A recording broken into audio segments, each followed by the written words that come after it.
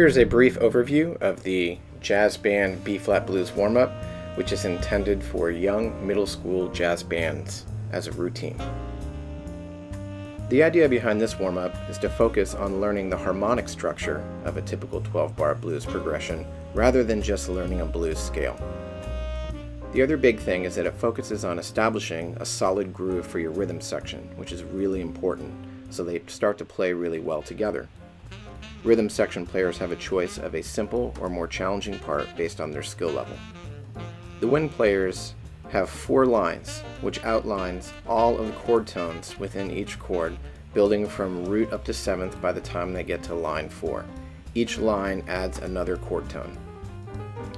Different instrument sections can be assigned also a different line, and multiple lines can be played simultaneously to create layering.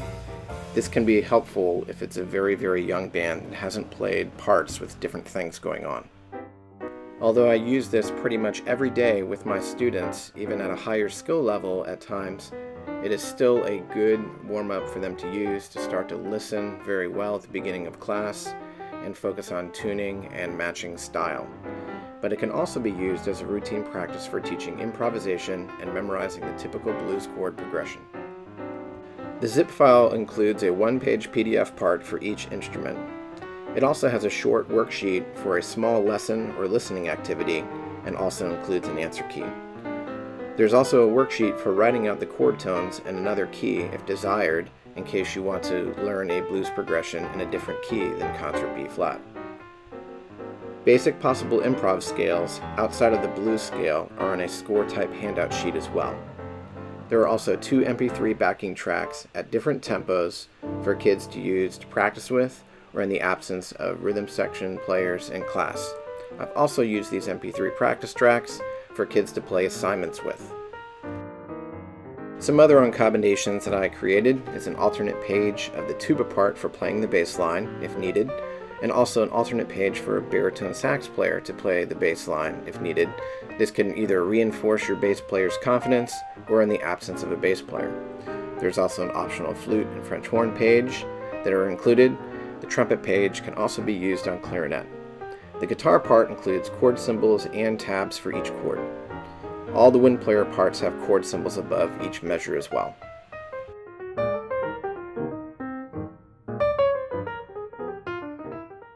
So if we take a look at the bass part here for a moment, you can see that the first example is a very, very simple bass part to be played. The second one is what I call a medium bass line for students that have a little bit more confidence and skill, and then a more standardized version of a walking bass line for number 3. They would choose whichever bass line they prefer and use that for all 4 times the wind players are playing their lines.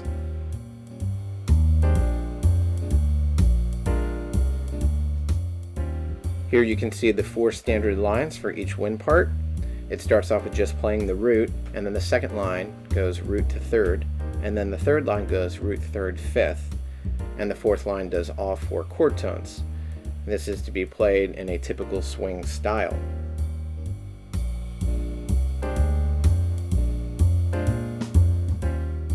Here's the short lesson and listening worksheet. It gives you the typical 12-bar blues with Roman numeral analysis.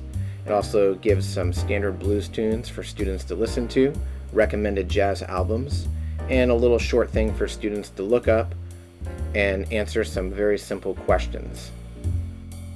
Obviously, this could be done as a homework assignment or a class activity.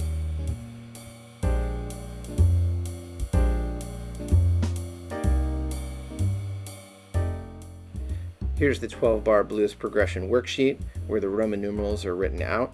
You can decide which other alternate key you would like to show students how to do this in, and then they can mark down the chord tones for each chord within that key, and they could typically play the exact same blues warm-up using the altered notes that they've written in on this worksheet.